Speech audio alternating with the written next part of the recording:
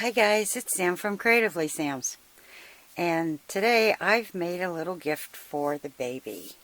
It's a little cloud pillow, and the pillow is very much awake on one side and sound asleep on the other. And this is going to look so cute in his crib. If you want to see how I did this, stay tuned. It's coming up next. Okay, I decided that I want this to be about 21 inches wide, and I'm going to do it, I'm thinking 12 inches high at the highest point. So what I did was I took my brown paper that I make all of my patterns from, and I don't know if you can see that, but I'm folding it and doing it 11 inches. And I'm going to cut it here, and that's going to give me my pattern. And then I'm just going to sketch in what I had originally sketched on this. Okay, I have it sketched out. And I'm going to cut this out, and I'm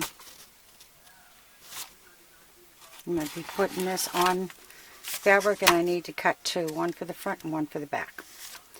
And you can see that I've rounded off the corner so there's nothing sharp for him, even though you don't really worry about sharp in the way of pillows, but I like rounded for babies.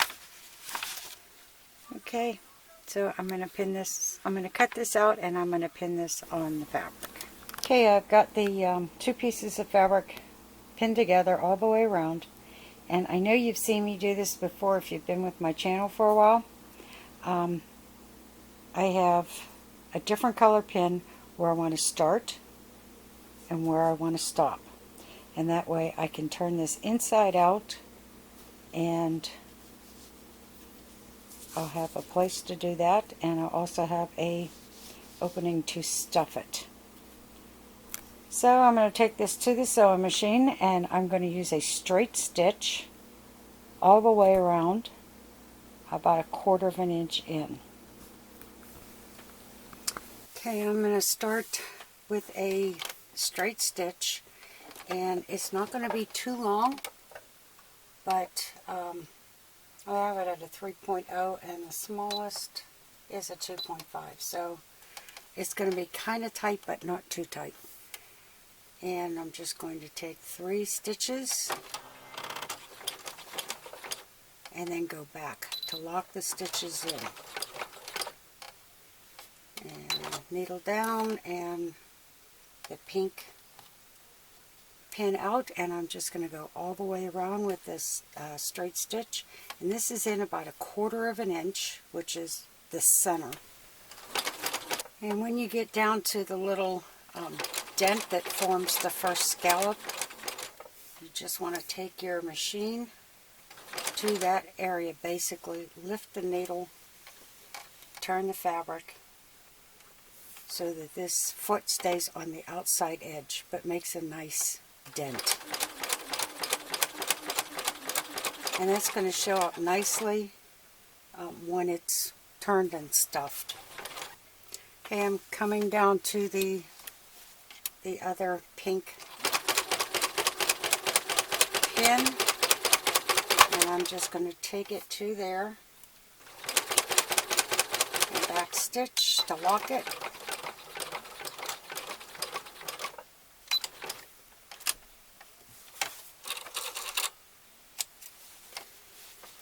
Okay, and before I turn it, each one of these little divots that forms the scallop, I'm going to come in and I'm going to cut. And this helps making turning it a lot easier, and the fabric doesn't bunch. But you can see that I got close, but not so close that I'm going to cut the threads. Okay, I got it all clipped, and now I'm going to turn it right side out.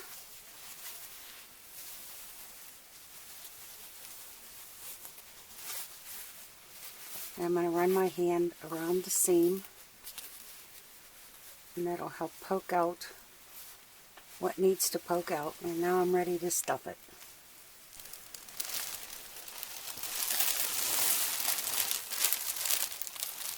And I'm just taking handfuls, and I always start at the farthest end, which in this case is going to be the center of it. And I'm just going to keep repeating and filling it up on the outside, and then once the whole outside of this pillow is filled, then I'll start working on filling the inside. But you can see before it's even stuffed how those little scallops are forming. Yeah, you can see. And I'll be back when it's filled. Okay, it's all stuffed, and what I'm going to do is fold over a hem, and I'm going to pin it in place. I'm going to do that all the way across the opening, and then I'm going to use a ladder stitch. And I know you've seen me do this before, but for those of you that are new to my channel, I'll give you a quick demonstration. But all this is a needle that goes in one side and then goes to the other side, and it forms a ladder pattern. And once you have the ladder pattern, you just do a few stitches at a time, then you pull it and it becomes an invisible seam.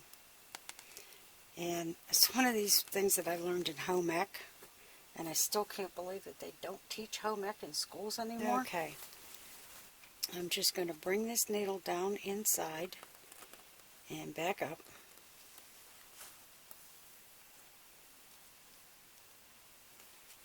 And then I'm going to come over on this side and pick up the top of that seam.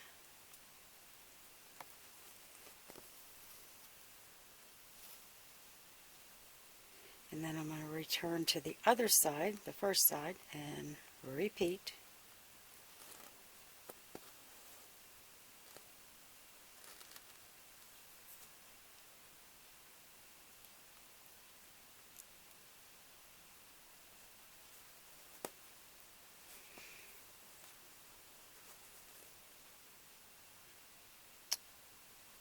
Okay, I'm going to take out the pin so you can see the stitch. At least I hope you can see it. It goes across. And once you pull that, it disappears. And there's your invisible thread, or invisible seam. So we'll be back when I'm done closing this up. Okay, I've got it all the way to the end. And what you do is you come in, you make your knot like you normally would. And you're making it in this seam. And I'm going to do two just to make sure it stays. And then to hide the ends, and this is a trick I learned in home ec, you come down into the seam and you pull,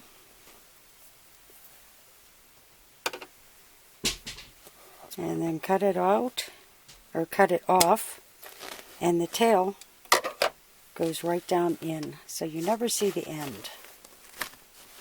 Well, there's the little pillow. Now all he needs is a little face. Okay, I decided to use fabric paint to put the little eyes on, and one thing I learned a long time ago, shake it up well and do a test so that you don't get a bunch of air bubbles in it. And here is my original little pattern that I made. So I'm just going to say, little eye is going to be about here.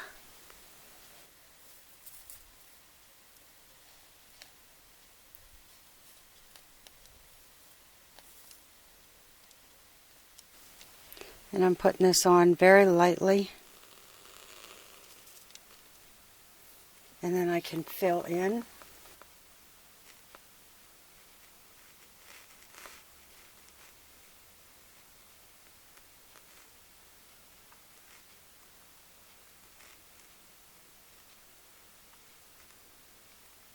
Just give me little eyelashes. And then when this side dries, I'll put a little face on the other side too.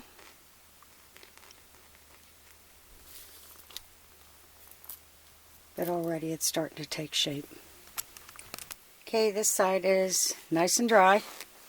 So I'm going to turn it over and I'm going to work on getting another face on this.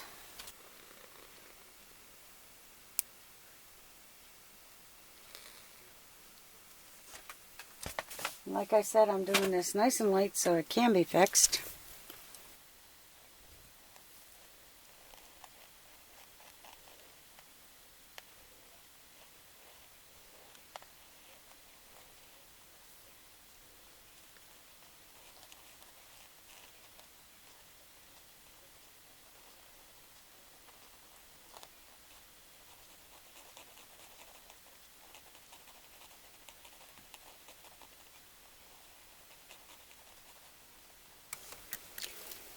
And I've got pretty much the basics done with this, and I'll be back when it's done. Okay, this is almost dry. The very centers of the eyes are still pretty damp, and it's not going to matter. I've got this white puffy paint, and I'm testing that out, and I'm just going to put what is called dimensional dots. And this is something my friend taught me years and years ago. And if you just put a little dot in each eye, basically the way you want them looking, that's amazing. The difference that little dot makes is absolutely amazing. And I don't know if you can see right here, but it did smear just a little bit. So I'm just going to put a couple of little white lines underneath here.